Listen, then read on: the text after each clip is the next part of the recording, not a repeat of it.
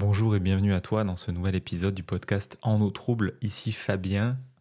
Aujourd'hui, on va parler d'un sujet qui te concerne très probablement et qui m'a concerné moi beaucoup d'années et même encore aujourd'hui, c'est quelque chose que je vois à l'œuvre de temps à autre.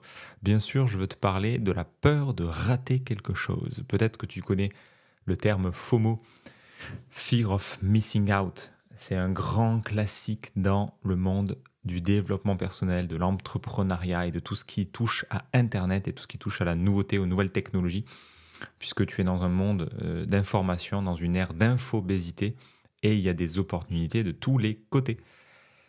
Et ça joue sur plein de nos biais, ça joue sur plein de nos tendances à vouloir des objets extérieurs, des solutions extérieures pour résoudre des problèmes.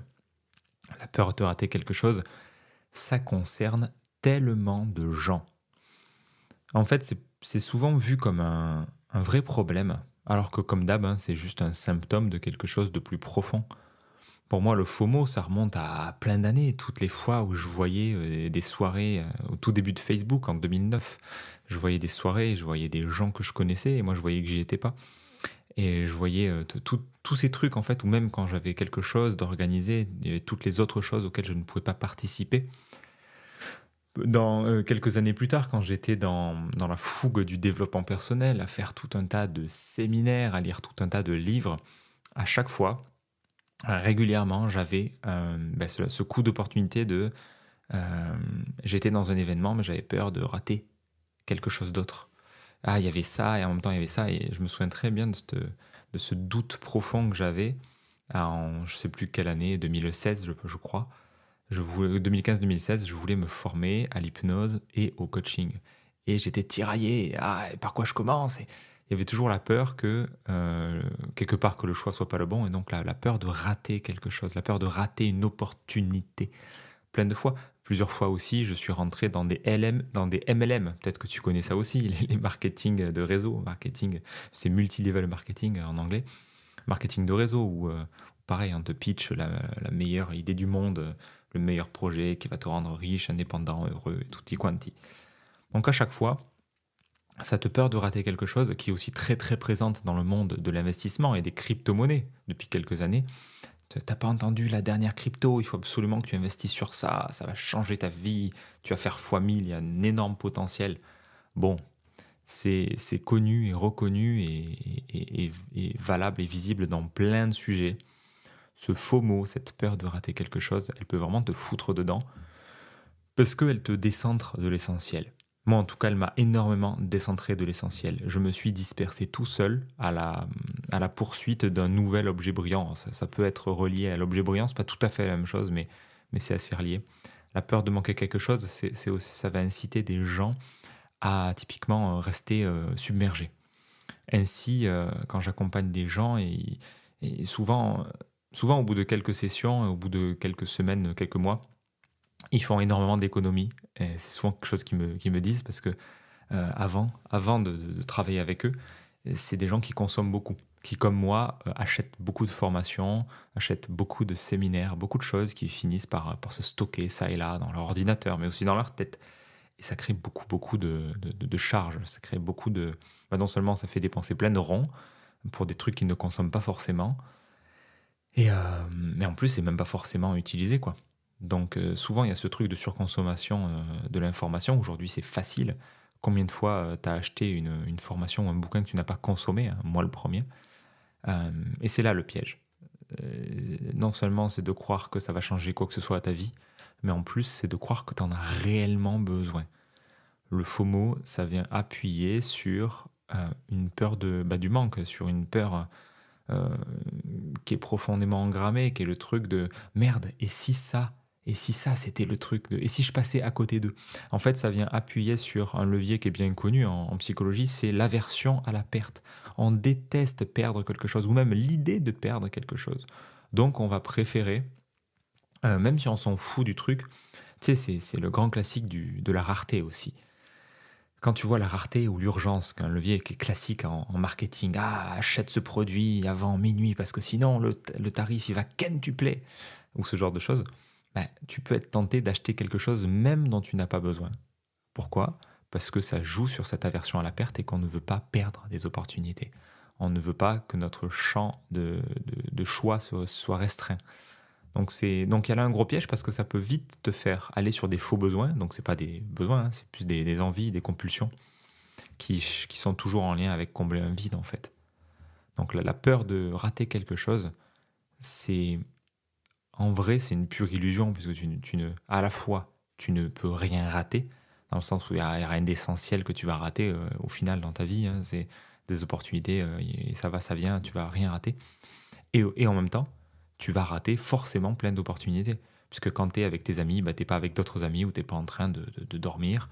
Quand tu lis ce livre, tu n'es pas en train d'en lire un autre. C'est ce qui est connu sous le terme de coup d'opportunité. Il y a le simple fait d'être vivant là, en cet instant, tu vis certaines choses dans ta vie et ça exclut tout le reste, forcément. Là, quand tu es en train d'écouter ce podcast, tu es en train de rien faire d'autre. Donc ça véhicule aussi l'idée d'un deuil. Ça nécessite un endroit de faire des deuils et de dire je ne pourrai pas dans ma vie tout lire, tout consommer, rencontrer tous les gens, faire tous les voyages. Parce que c'est dans cette ère moderne du consumérisme, c'est dans cette ère qui est très orange en termes de spirale dynamique, une ère de l'exploration, une ère de goûter tout ce qui est possible. Combien de fois dans des restaurants, dans ces restos à volonté, je voulais tout goûter, je prenais tous les plats, parce qu'il fallait tout goûter, tout goûter. Et combien de fois je ressortais avec le ventre tellement gonflé que même la ceinture, ça me serrait, c'était désagréable, et je me suis dit plus jamais. Et un jour, j'ai vraiment... toutes les fois où je me suis dit plus jamais, j'y retournais. Mais un jour, ça n'a juste plus fait sens et je ne suis plus jamais rentré dans un restaurant de ce type-là. Parce que je préfère aujourd'hui manger dans un restaurant qualitatif, très, très agréable, où il y a une faim. Il y a une faim et c'est OK. Donc, il y a ce rapport à la finitude dans le FOMO, dans la peur de rater quelque chose aussi.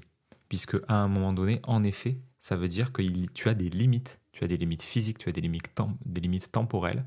Et tu ne pourras pas tout consommer, tu ne pourras pas tout vivre dans ta vie.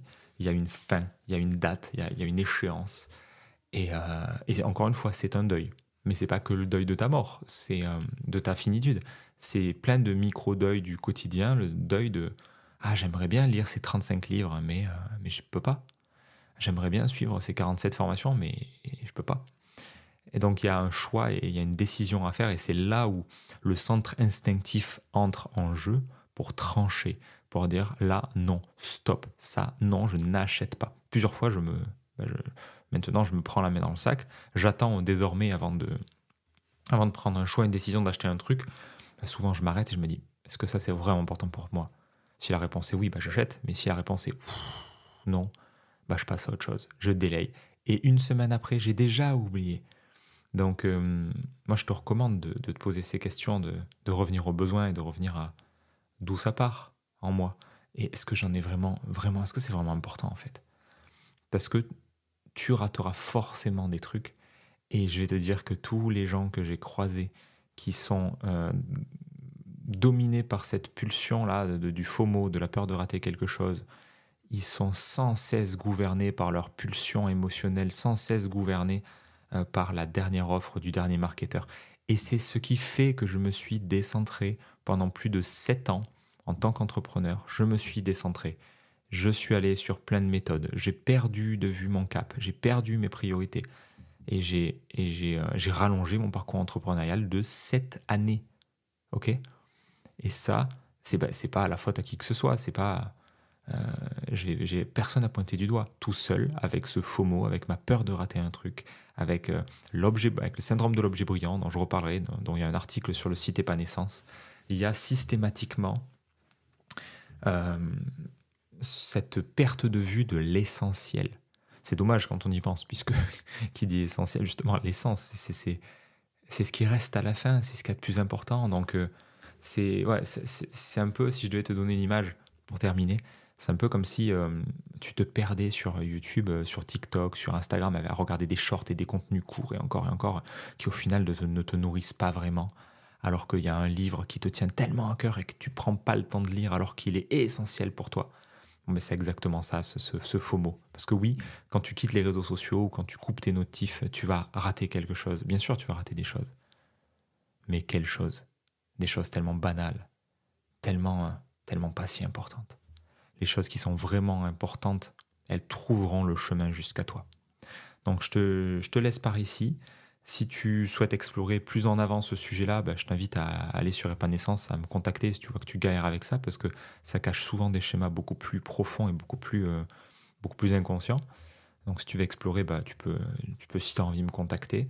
Et puis je t'invite à explorer le prochain contenu, le prochain podcast qui va être proposé là en lien avec ce sujet-là.